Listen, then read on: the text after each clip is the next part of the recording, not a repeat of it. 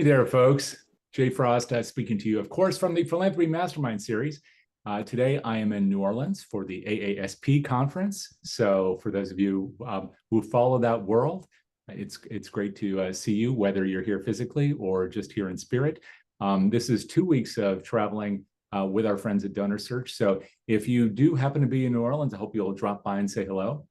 I'm very excited, though, for today's discussion.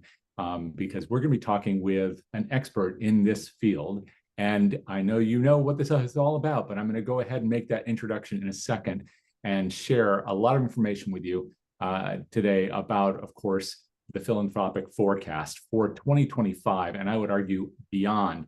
But before that, I want to welcome you again to the Philanthropy Mastermind series. My name, once again, is Jay Frost, and it's great to have you here. If you are new to this party, you may not know that we welcome your exchange with us. And there are 2 ways to do that, of course, the Q&A and the chat, both of which are open to you now. And I would really encourage you to just go ahead and warm up the chat space and use that as your place to play. But right now, to let our guests know that you're here. So if you just say hello, which part of the country or the world that you're from, maybe which organization you're with or what you do, all of that would be great context as we dive into this subject matter today. So please just do go over there and say hello. We really appreciate that. And once again, if you have questions throughout, do feel free to place them in either the chat or the Q&A. Both I and Jack will be monitoring that throughout today because our guest won't have the ability to look at that while she's sharing some content with you. So I hope you'll be patient with us as we try to mine all that conversation and share that with her. But please do be an active participant in this. And by the way, I'm seeing it and it's on fire right now. So we really do appreciate all you folks. I would usually even list a few names. I can't. It's going too quickly. Keep that going. That is really wonderful. And it's great to see people from literally all over the map in this discussion of the philanthropic forecast. Of course, what today is all about is mining the latest data from a place that I know has been trusted and really a fascination to all of us in fundraising and philanthropy for decades. That's the Bank of America's study of wealthy Americans. And the person who's going to be sharing that with us is, of course, the incomparable Diane Bailey. She's the National Philanthropy Strategy Executive at Bank of America, and she has a vast experience in this area, over 25 years, where she has been working in philanthropy and also has deep expertise and a heartfelt commitment to driving meaningful change. She's a trusted voice in this topic. You can find her work in places like The Post, Barron's, New York Times, and today she's going to walk us through the significant trends that are shaping the philanthropic landscape with a special focus on the priorities of affluent women and the rising generation of donors. She not only brings this professional expertise to this discussion, but you can hear more of her work not just in the pages of the study, which I'll encourage you to get a copy of, and we'll make sure to include links to any of her references in the chat today, but also in her TEDx talk, which I hope you'll give a listen to. You'll find that that's the case for fierce optimism. Now, I'm not going to use any more oxygen or time talking about her. Instead, I just want to welcome her. Thank you so much, Diane, for being here to share with our audience today. Thank you, Jay. I appreciate so much the invitation to be here. And particularly that introduction. This research is indeed fascinating. It is important to our work through year end, but certainly as we structure our endeavors next year and beyond. So I'm going to pull up a quick deck that we've put together to share with you today. And then I'll go through some of these key findings and provide lots of time for your questions as well as your insights. All of the wisdom is in this room. I'm just here to curate and facilitate some of the conversation. So I do look forward to you joining in during the second half during the Q&A. So without further ado, before I jump into the study of wealthy Americans, which is the newest research we have here from the Bank of America Philanthropic Solutions team, first, I want to contextualize the work that we do. I know that you know this research, and you may not know how we sit within Bank of America. Bank of America, you undoubtedly are familiar with. We bank 1 in 2 households in the country, so tremendous reach in terms of our ability to make financial lives better, which is why we're here. Within the bank, we have 8 lines of business. One of them is wealth and investment management. And within that group, we have built an award-winning team focusing on endowment and foundation investment management.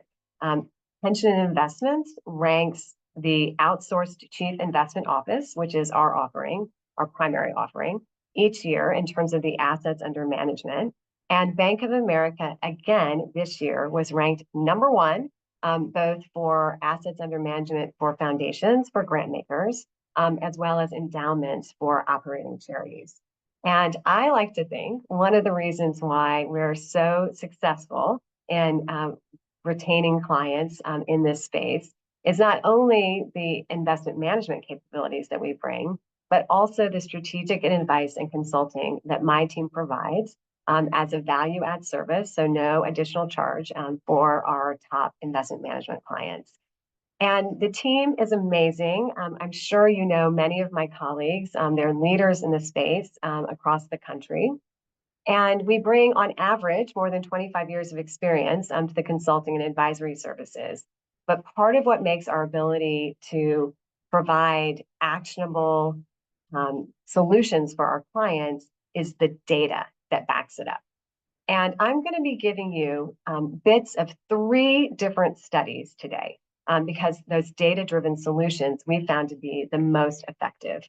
The 3 pieces of data you're going to get: first, Giving USA, a little bit from the Bank of America study of philanthropy, and then the focus, again, is the study of wealthy Americans. Giving USA is the data that you all know. Incidentally, the managing editor of Giving USA, I should say the former managing editor for 8 years, Dr. Anna Pruitt, has just joined our team. So gives you an indication of the talent and the depth and the breadth of expertise that we bring. But Giving USA, as we look back before we look forward, told us that $557 billion was contributed in the US to charitable organizations in 2023.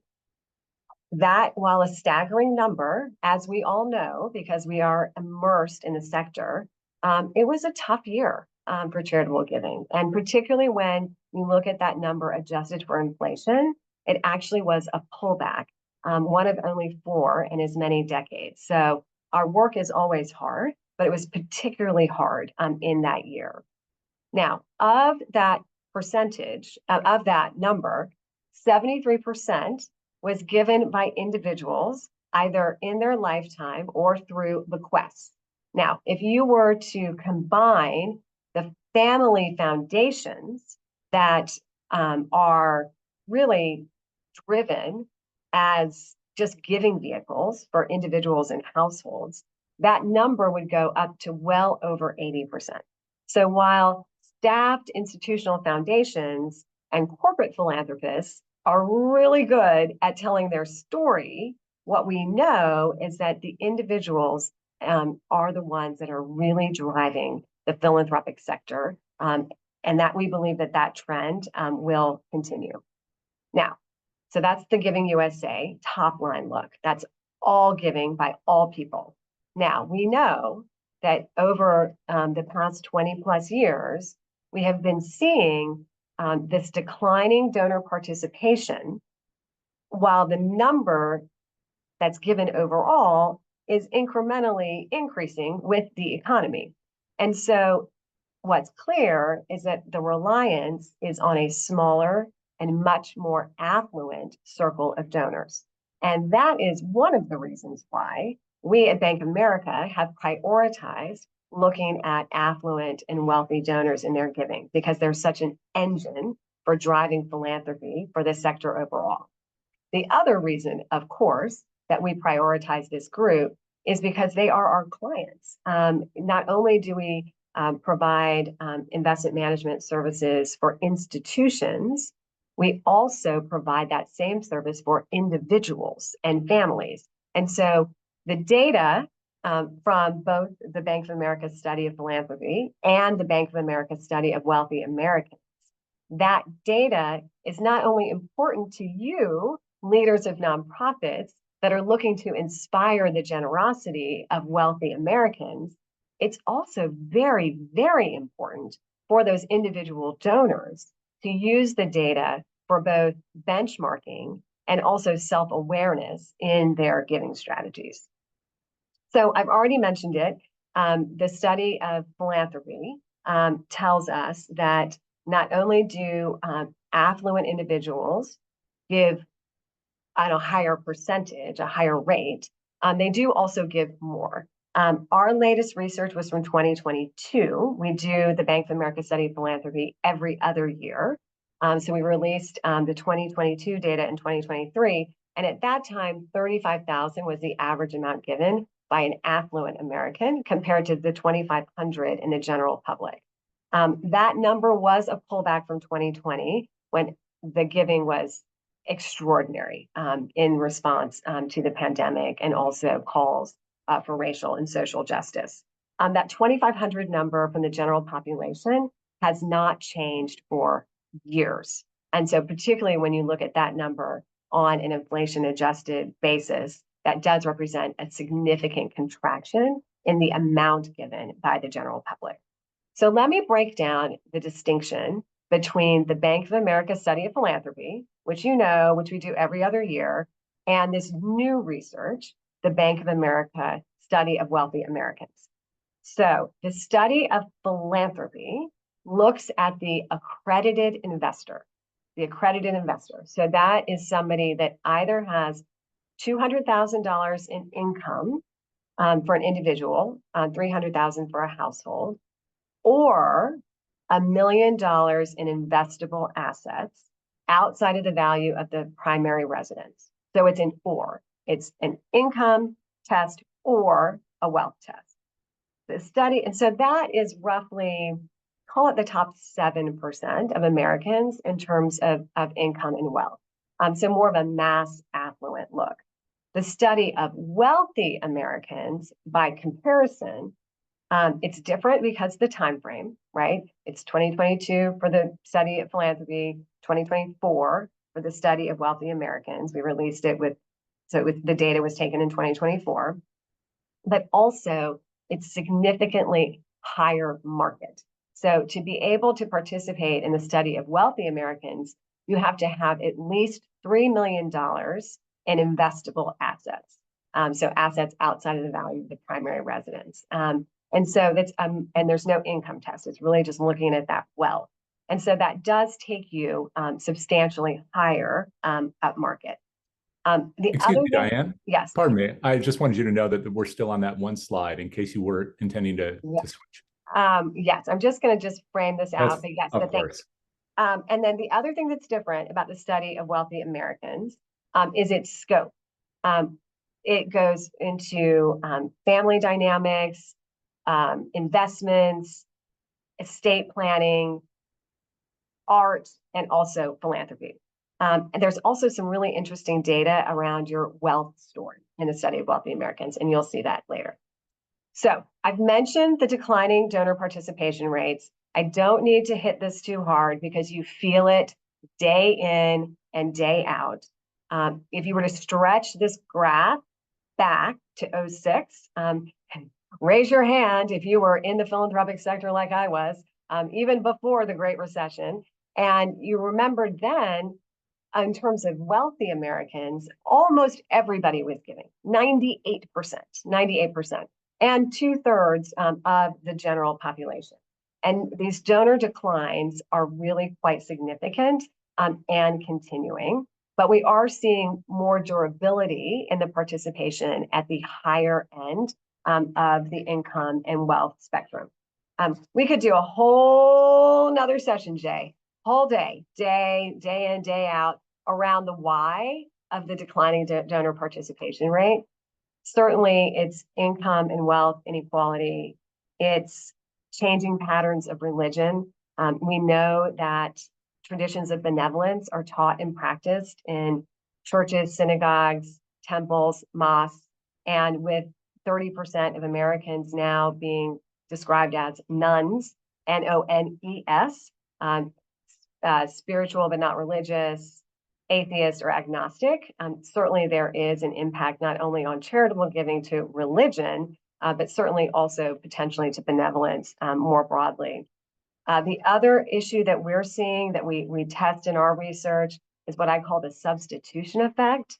Increasingly, our clients are looking at their capital through multiple lenses to achieve their social impact goals. We think about the give, buy, invest framework. So charitable giving continues, but also conscious consumerism, as well as sustainable investment strategies. And for both conscious consumerism and sustainable investments, we do see a substitution effect. About 25% of people are replacing some or all of their charitable giving with conscious consumerism and or sustainable investing. So that substitution effect is creating some pressure on the market for charitable giving. But the biggest reason, and I'll end with that reason because it's the one that we can influence most directly, is declining social trust. And we can help undo the negative impacts of declining trust just by building those deep relationships with our donors. It takes time, but it's well worth the effort. So let's get into that study of wealthy Americans, the 3 million plus segment, and look at what they tell us about the future of giving. The good news is notwithstanding that broader trend toward retraction in the philanthropic sector, the wealthy Americans continue to power philanthropy. They are incredibly durable in their commitment to give year over year over year, with 91% of this group being involved in philanthropic practices in some ways. Now, you'll see in this research, one of the most interesting sets of data relate to the age differences in giving, So we're looking at the millennials and Gen Z versus the Gen Xers, boomers, and older generations.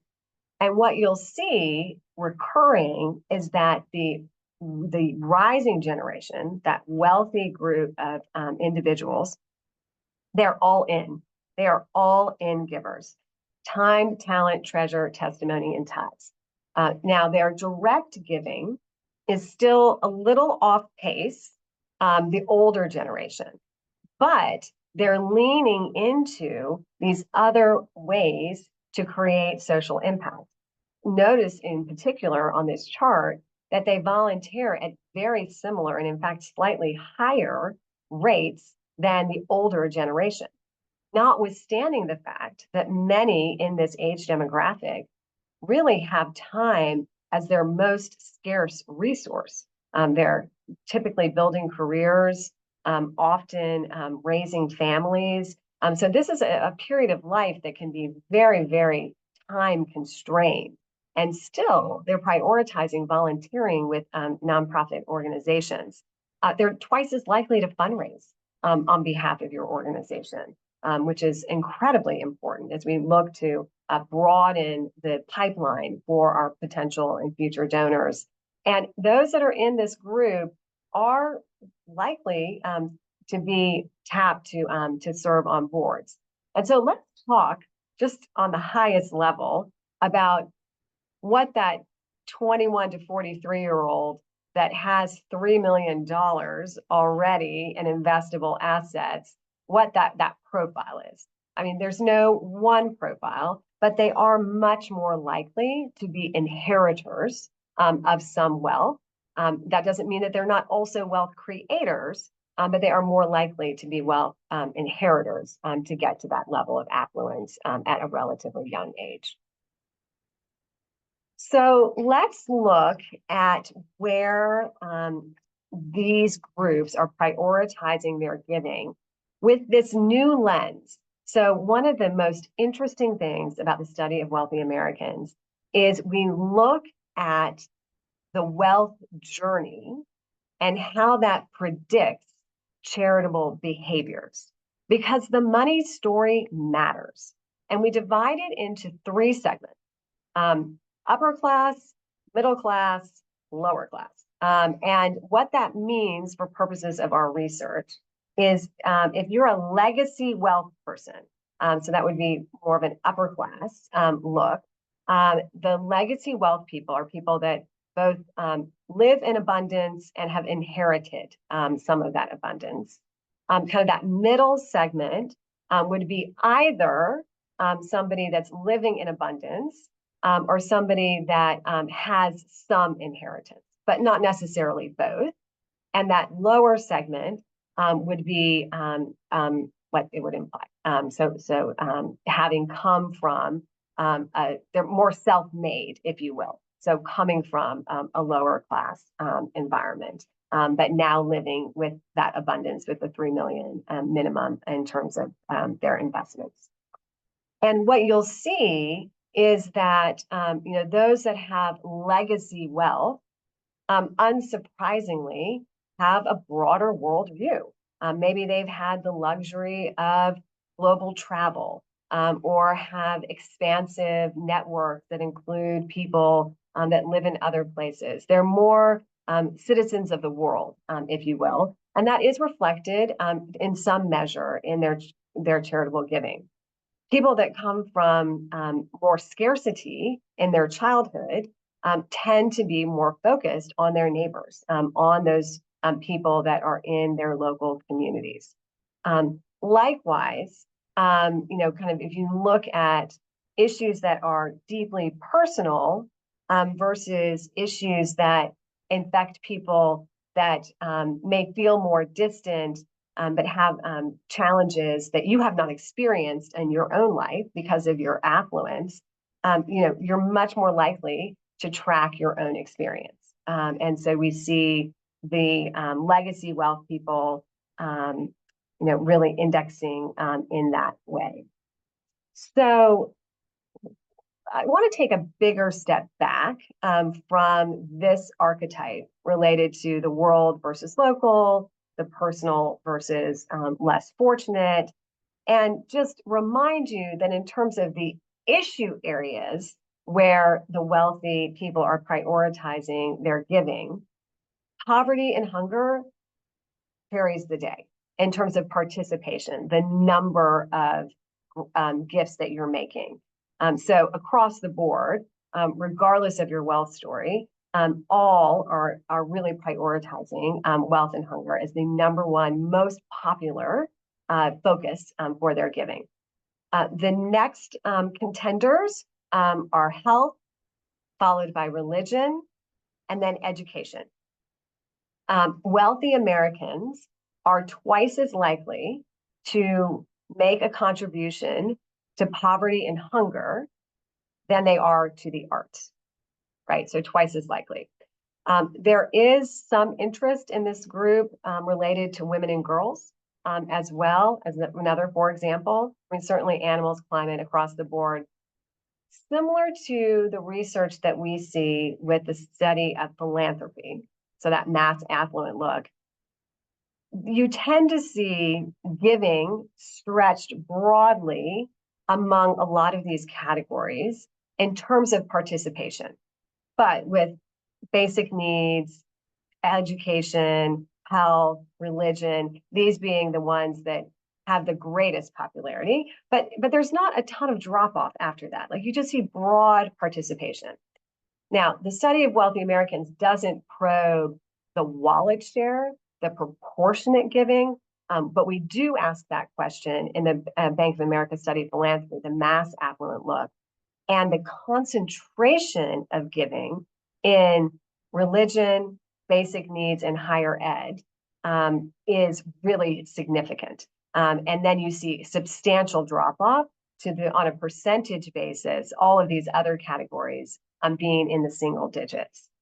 There was a big transition between 2020 and 2022 that changed the ordering of those top categories in terms of wallet share, but we've settled back into the continuation of religion while declining, still being very popular, higher education, commanding significant wallet share, the second most popular, the highest concentration after religion, then followed by basic needs. And so for all of those other categories, right, if you're in K through 12, if you're in youth development, if you're in arts and culture, if you're in the environment, animals, whatever it is, we often find overlaying a basic needs story to that case for support can be very important to being magnetic to a broader group of potential donors. So I believe that when you look at the rising generation, that the future of philanthropy is so, so bright. And I've already alluded to many of the reasons why I would say that. And it really does primarily anchor on their willingness to volunteer. Even as their assets are growing over time, they're already prioritizing giving of their most scarce resource, which is their time. And we know, again, from other research that being a volunteer is a very, very important gateway to giving, with volunteers giving 2.5 times more than non-volunteers. And I know that volunteer programs can be exhausting for your organizations, and sometimes it's easier just to do it yourself. And sometimes it's more effective to have a professional team member perform the activity than have to invest all of the time to train, all of the risk management protocols that need to go into place to equip a volunteer to do that work. However, when you look at your overall ability to raise funds, and in particular, transformational gifts, engaging them in the work of the organization is very, very important to creating that connection that inspires really significant generosity. This slide also has another look at that Legacy Wealth Head Start Self-Made framework. And I want to point out one or two things about the Legacy Wealth direct giving number, because that might make you scratch your head. You know, why would it be that somebody that is from a multi-generational family that's wealthy, why would it be that they would give less than somebody that's self-made, that's just come into the wealth, or even a Head Start person? And I'll say two things about that. This is direct giving, and so you should factor into this intermediated giving from private foundations and donor advised funds. Legacy wealth households are much more likely to have established or benefit from charitable giving vehicles. And also the legacy wealth category does skew much younger. And so because again, these are often inheritors of wealth. And so just keep in mind that, that number, as that group matures, likely, I think, will become more generous in terms of focusing on direct giving versus some of these other categories. So a little bit more about the rising generation. Part of the reason why I'm so audacious in my proclamation that the rising generation is poised to become the most impactful and influential group of philanthropists in our history is because of the confidence they bring to this work. Jay mentioned in my introduction that I have this TEDx talk on the case for fierce optimism. And this work around social change, it's by definition really hard, right? I mean, we know that the only reason why the nonprofit sector exists in the way that it does in the US is because of the gap between what the government can do and what the business sector is willing to do, right? And so by definition, this work is hard. If it were easy, the government or the corporate sector would handle it. And so in order to do that hard work, you've got to have the confidence, and I say the optimism, to believe that your efforts will eventually achieve the intended result. And look at this number, 92% of the millennial and Gen Z who are wealthy believe that they are well prepared to take on these causes, right? And so that confidence, I think, will give them the energy and the focus to keep doing this work. Now, I'm often asked is, if this age gap and this perception between, what the older people think about the capabilities of the younger generation versus their own self-assessment, do I think that will fade over time as the rising generation gets closer to the work and they start to understand how hard it actually is? And I think the answer to that partially rests with us in the nonprofit sector. How are we engaging them in the work? How are we sharing information about the impact? How are we celebrating those incremental milestones to show them that while the progress may be slow, that it's actually happening? And I think that if we do our job right in really communicating around the impact, I do think that audacity and that confidence and that commitment that comes along with it will continue over time. The other thing that we can do to really inspire the rising generation to stay engaged with their giving is to give them credit. The rising generation is living their philanthropy out loud. They are much, much more likely to be willing to have their name associated with their giving than the older generations are, substantially more likely.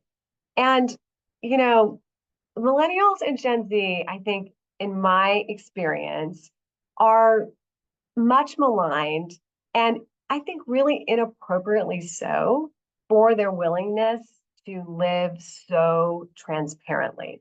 I have been asked multiple times whether this willingness to be public with their giving is somehow a reflection of their need to be praised or their need for attention. And I think that that's not right.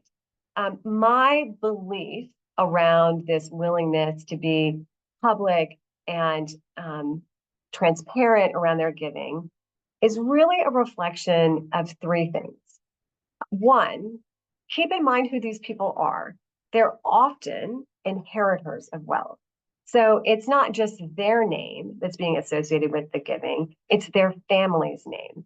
And in many instances, a multi-generational commitment to give back, right? So it's not just about them, it's about a family that's broader than just their personal contributions. The second thing is kind of the obvious, which is this generation is accustomed to living transparently, including through social media, right? I mean, if they're going to post on TikTok or Instagram or wherever about vacations, about family, children, what they had for breakfast, why would they censor their nonprofit engagement? Like, why would that be the one part that they keep private? I mean, that doesn't make sense. It's just part of their identity, which they're often willing to share very, very broadly. And then the third reason that I think is so important is around this issue of trust, right? With declining trust overall, in the Bank of America study of philanthropy, again, that mass affluent study, we ask about confidence or trust in social institutions. And nonprofits are the organizations that receive the highest level of trust, but only 21% have a great deal of trust in nonprofits to achieve social impact goals. And when you look at businesses of all sizes, and certainly the government, I mean, this was 2022 data. It'll be interesting to see when we replicate the research the next time, where this lands, but like only 4% of people had a great amount of confidence in Congress. Again, as a for example. And so it's just an indicator of this declining trust. However, they trust each other. And so when you share publicly and endorse a particular organization, that peer-to-peer fundraising opportunity is then elevated. So I think that and remember, they're twice as likely to be willing to fundraise for your organization.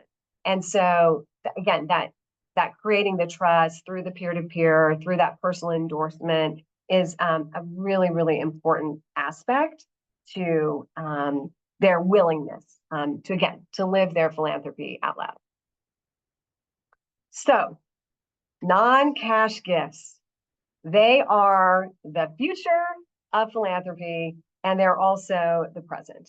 We know from other research reports that organizations that shift the composition of their sources of funding from cash, checks, credit cards, to non-cash, particularly appreciated securities and real estate, see a significant growth in their fundraising overall.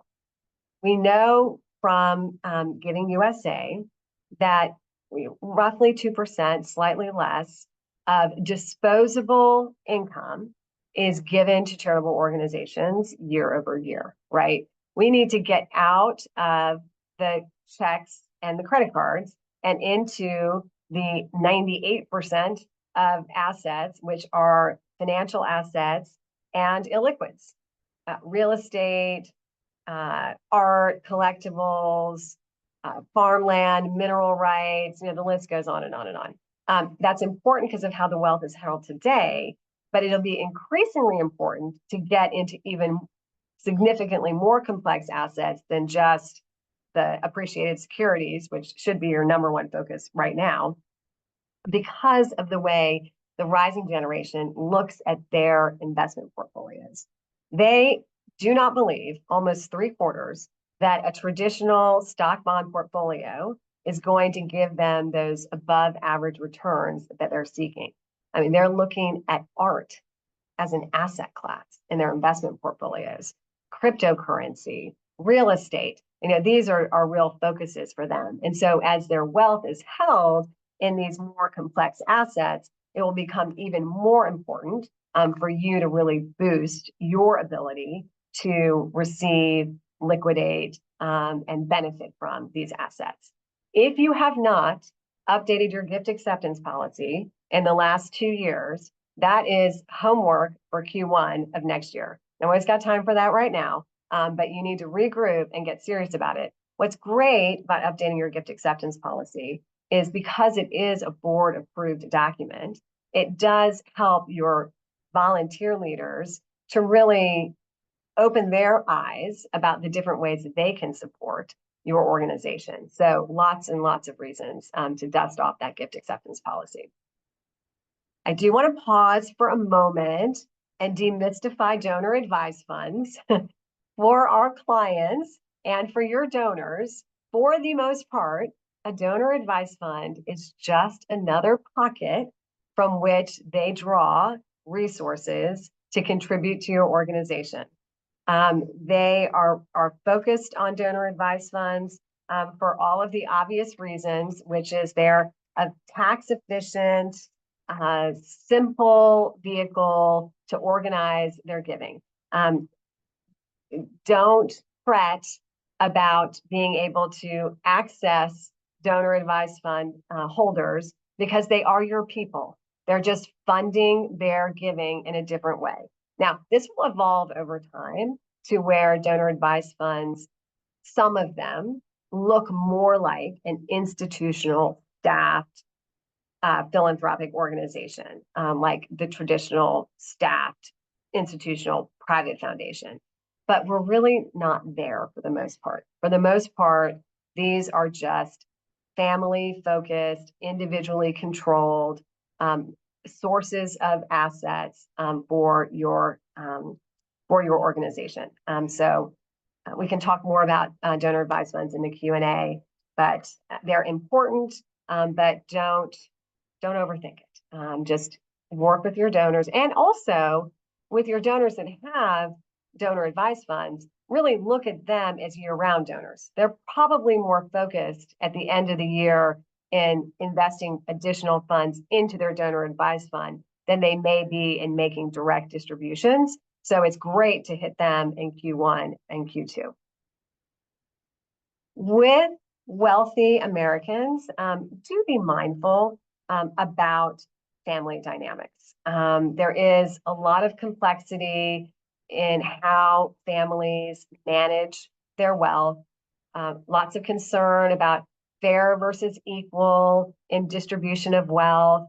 And a lot of this comes from the creators of wealth not being clear, perhaps with themselves, but certainly not with their heirs, about how these assets should be distributed and stewarded over time.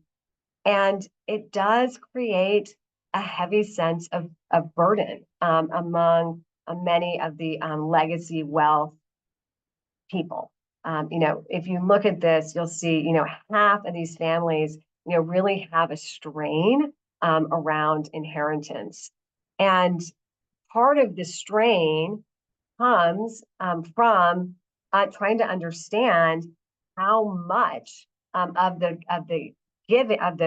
affluence of the wealth should be given directly to heirs, in particularly focusing on family members, children and grandchildren, versus how much should be given to taxes and charity, right? Because those are your choices at the end of the day: heirs, taxes, and charity. And what's interesting is, you think about the $84 trillion wealth transfer. I mean, planned giving is urgent in this moment because of that 84, $11.9 trillion is already earmarked for charitable organizations. And yes, some of that will go to donor advised funds and private foundations, but a lot of it will go directly to operating entities as well. And so, particularly looking at these self-made people, again, this is a bit of a generalization, but many of these self-made wealthy people really believe that wealth can be a disincentive to entrepreneurialism, to hard work. And so those people in particular are thinking about how to direct charitable organizations and invest in those charitable organizations with their affluence in current life, but certainly also as part of an estate planning strategy. So, really keeping that in mind as you're energizing your planned giving approach. Job number one for 2025 and beyond. So that was my last slide. Jay, I hope that you have got some questions from the group in the chat, and I'm sure there are other ways that we can continue the conversation. Also, I invite you to connect with me on LinkedIn. I won't spam you, but I do every now and again pop on with a video insight that I've gathered from working with clients. I did share the infographic for the philanthropy findings from the study of wealthy Americans recently, so we'll send it to you, but you can get it there also. I welcome the opportunity to see and hear what you're learning as well. Thank you so much for all of this, Diane. And we do have some questions now coming in as well as comments. The one that came up the earliest, of course, is just a housekeeping matter. So I do want to remind everyone that we do have a recording of this session that will be placed on the DonorSearch website as well as on the DonorSearch YouTube channel. So there will be an email that comes to you with a link to this content in just the next 48 hours or so. So just be on the lookout for that. But we did have questions about the slide deck itself. Diana, is that something that that you would like to share? And if so, would you like us to do that? Would you like people to rate to you directly? What's easiest for you?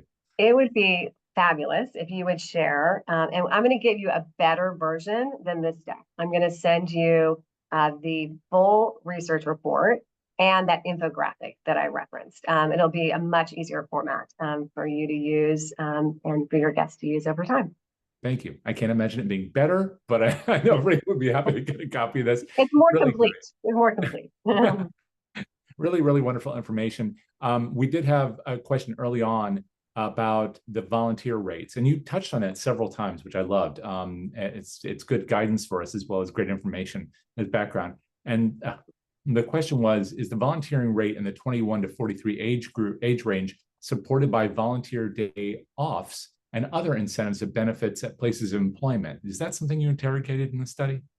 No, we didn't. But I will say that we do know from other research that the rising generation does use as a lens to pick an employer their commitment to give back. It's the conscious consumerism, if you will, which is more prevalent for women, more prevalent for the rising generation, is not just the goods and services that you consume, but it's also, self-selecting into employment settings where the volunteering and giving is encouraged. Right. It must be hard to look into some of those things because they're so specific to so many different companies also. Correct, yes. And also, I would say, remember, the findings for philanthropy, when you give a survey instrument, you can expect somebody to participate in a survey for about 22 minutes. That's about what you get. And remember, the study of wealthy Americans covers investments, estate planning, family dynamics, philanthropy, and art. And so we only get but so much real estate. But I hope you will agree that we picked some of the right questions. We will be repeating this research. So if there are questions that we missed that you think would be really relevant, I'd love to hear that.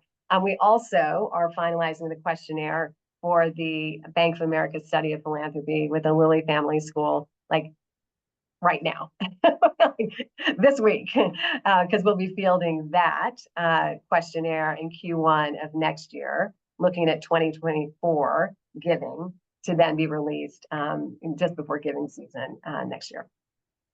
That raises another question, which I don't think you addressed, and that's, you just said 22 minutes for a survey, and that does sound like probably everybody's experience in this room. But do you find, as with the affluent, that their giving rates are higher, that there's more or less response among the affluent to answering questions like these? Well, part of the reason why it's just at 3 million and not higher is because the air gets thinner.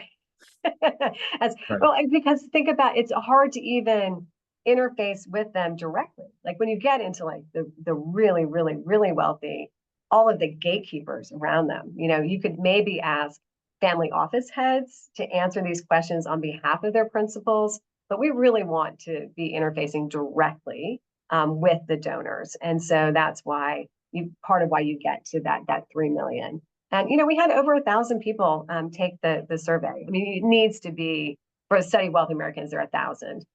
For the study of philanthropy, which is the mass affluent, we get about 1,600.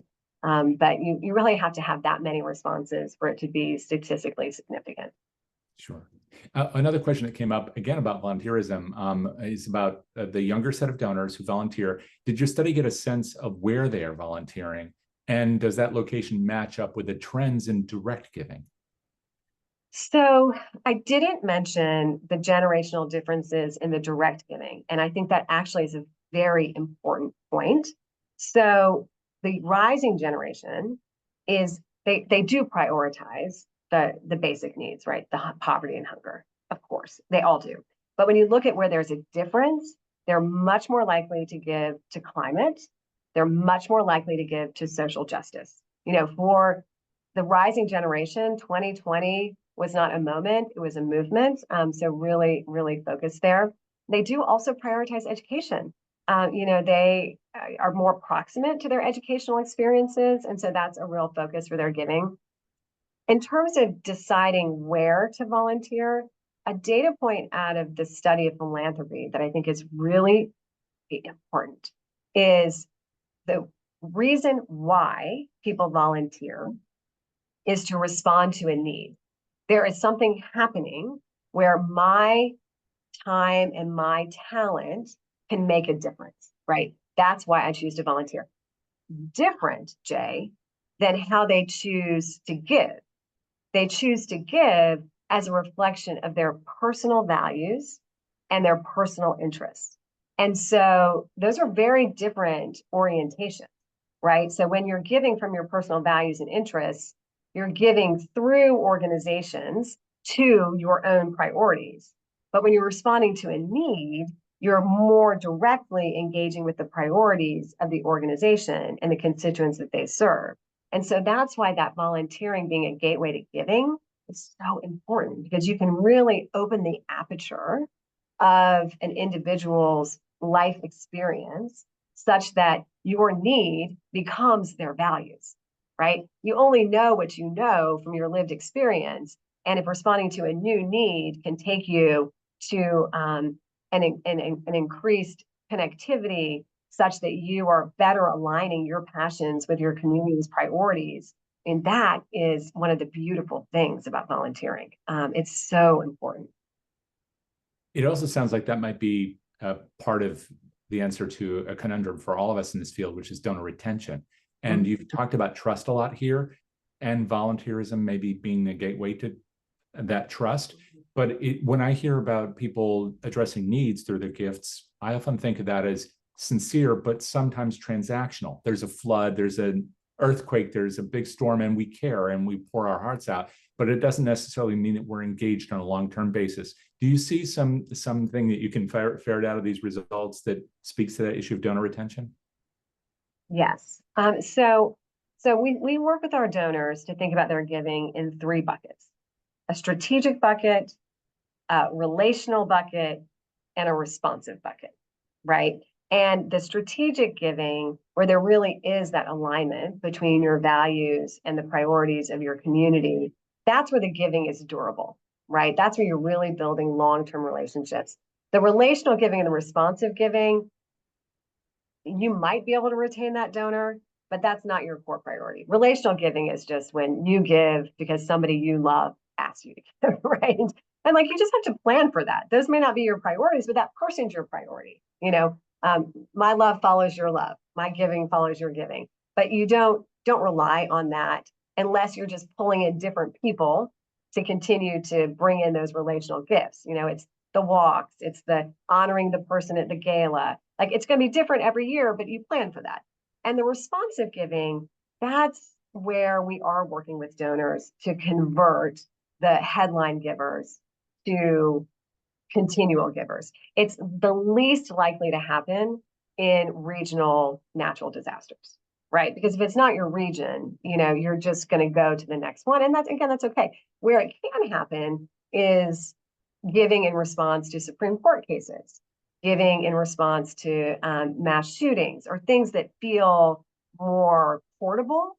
And that really comes to all of the core stewardship practices, right? Like getting in there and thanking them immediately, thanking them many ways, in many different ways, and also not badgering them with a barrage of additional solicitations. So in the Bank of America study Philanthropy, the number one reason why somebody will take one organization off the list from one year to the next is because they've just been hammered with asks, and they get so frustrated that they just say, you know what, we're done here. We're done. I've done it. We're done. No more. And so you really do have to be careful about that balance of communication between the impact reporting, the stewardship, the thanking, and the additional asks. You have to do all of those things, but in the right proportions to really retain and then move up your donors over time. I know the follow-up to that for many people in this room and others is, well, what's the right number? It's sort of like, what's the right number of posts on whatever? I know. But it's hard to answer. And it's different by demographic, right? So you really have to segment your donors and know your donors well enough to find their love language. It's hard work, but we've got to do it. Yeah. And I know we only have time for maybe 1 or 2 very quick questions last. And before we do that, I want to do a couple things. First, could you also repeat where people can just follow more about your work and the Bank of America's work? Yes. Definitely come to the Bank of America Private Bank, Philanthropic Solutions, Foundation and Endowment Investment Management website. We've got great content there and new content coming out all the time. So come often because it's fresh. And then you can always connect with me on LinkedIn, Diane Chips Bailey. And I will not flood you, but I do try to share what we're learning, because we have this beautiful place where we sit between the most influential, impactful donors and the nonprofits that they're supporting. And we're just learning a lot from the interactions they have between the two. And I can definitely speak to that. That's how we connected for this.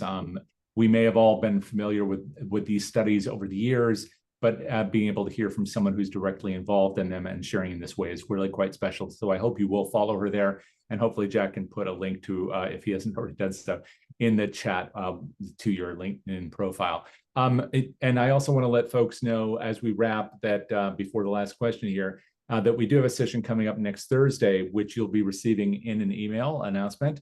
So if you're not on the DonorSearch list, and I hope you are, but if you're not, make sure you get on that. You can do that by going to donorsearch.net, where you'll find, in fact, most of the content from this series under the resources tab, but you can also sign up to receive announcements about sessions like this one, which are so special.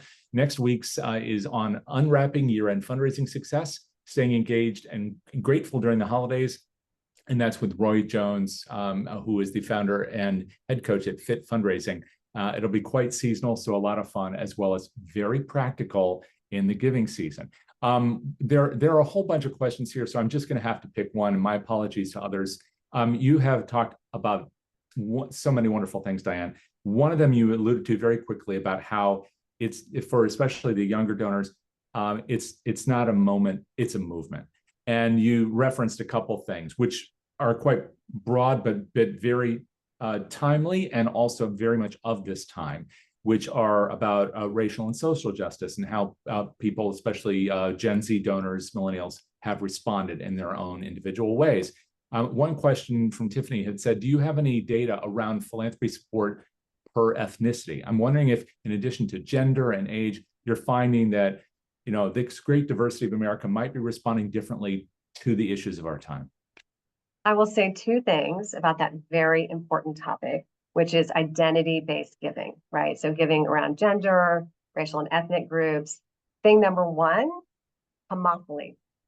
Homophily. You give to organizations that support the identity that you have, right? So I give to women and girls organizations.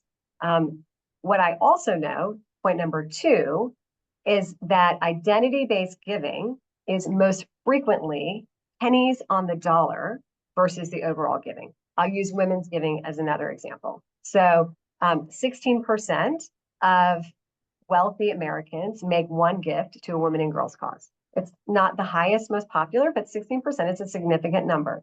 We know that giving to women and girls overall, Women and Girls Index from the Women's Philanthropy Institute, definitely check them out, great research. Less than 2% of giving overall is going to these causes. So while wealthy people are giving in reasonably high proportions, percentages, the proportionate giving is, again, minuscule compared to their overall opportunity. So that translates to other identities as well. Right. So much here. I'm so grateful. Thank you very much for sharing all of it. Diane Chips Bailey, and please do follow her work. We'll make sure that for the recording, we also put this in the show notes. Be on the lookout for that email so you can see the rest. And do join us for another session next week when we get together with Roy Jones talking about some of the things you'll be facing this season. So with that, thanks everybody. Take care of yourselves. We look forward to seeing you soon. Thank you, Jack. Thanks, Jay.